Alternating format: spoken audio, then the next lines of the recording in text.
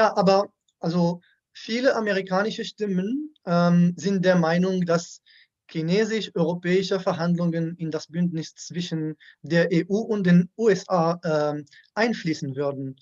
Wie verhalten Sie sich dazu? Also mit anderen Worten, welche Abkommen zwischen der EU und China könnten die transatlantischen Beziehungen behindern? Ich denke schon, dass wir uns gemeinsam mit den Vereinigten Staaten, also da betone ich auch durchaus die Gemeinsamkeit, sozusagen uns überlegen müssen, was unsere Haltung bei Investitionsschutzabkommen betrifft. Wir haben einfach keine Äquidistanz, was chinesische Investitionen in Europa, auch in Amerika und umgekehrt europäische und amerikanische Investitionen in China betrifft.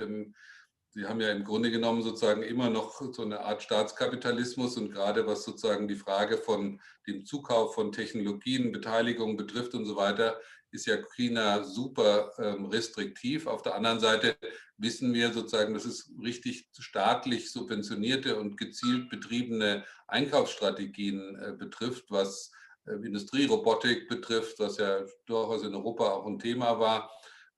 Also da glaube ich, dass man eher davon sprechen kann, dass wir uns Gemeinsamkeiten da überlegen müssen. Das ist auch eine Frage, die wir zwischen den drei großen Wirtschaftsblöcken lösen müssen, sonst werden wir in eben eine antagonistischere Welt zurückfallen.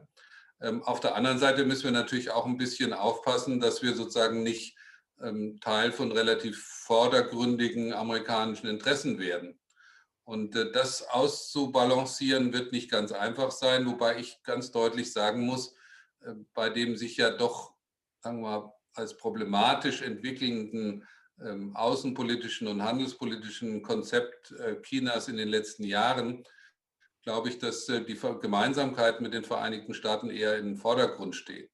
Ja, und das hat man ja schon gesehen bei dem ganzen Covid-Thema, wo ja doch Russland, aber vor allen Dingen auch China von uns wenig bemerkt, weil wir eben wenig nach Asien schauen, zum Beispiel die Vakzine als politisches Instrument genutzt haben und da die globale Zusammenarbeit außerordentlich problematisch war. Ja, ähnlich ist es übrigens also bei der Frage sozusagen der epidemiologischen Daten. Ja, es ist ja doch ganz interessant, dass was den virologischen Teil betrifft, also die Frage sozusagen der Gensequenzen, haben wir ja mit den Chinesen, die ja Ursprungsort von Covid sind, muss man nüchtern sagen, relativ eng zusammengearbeitet. Also man hat relativ schnell die Gensequenzen, die die Chinesen natürlich früher sequenziert haben, ausgetauscht.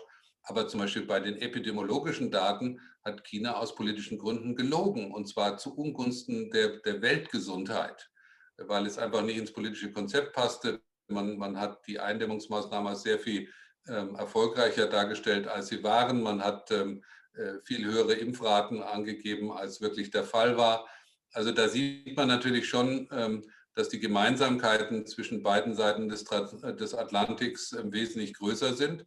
Und dann ist man aber auch umgekehrt, und damit höre ich auch auf, natürlich aber auch bei den Friktionen, denn die Amerikaner haben zwar sicherlich ihren Impfstoff nicht als taktisches politisches Instrument genutzt, aber dennoch waren die Amerikaner natürlich und auch eine Biden-Administration beinhart dabei, die Supply Chain erstmal so zu organisieren, dass präferiert sozusagen amerikanische Impfstoffe hergestellt wurden und dann das, was übrig war und zum Teil auch das nicht mit Europa und dem Rest der Welt geteilt haben. Also die Gemeinsamkeiten sind da natürlich wesentlich größer zwischen der EU und den Vereinigten Staaten. Aber man muss nüchtern sagen, ob das jetzt die vollkommene Kehrtwende einer America First Politik ist, das muss ich, glaube ich, erstmal herausstellen.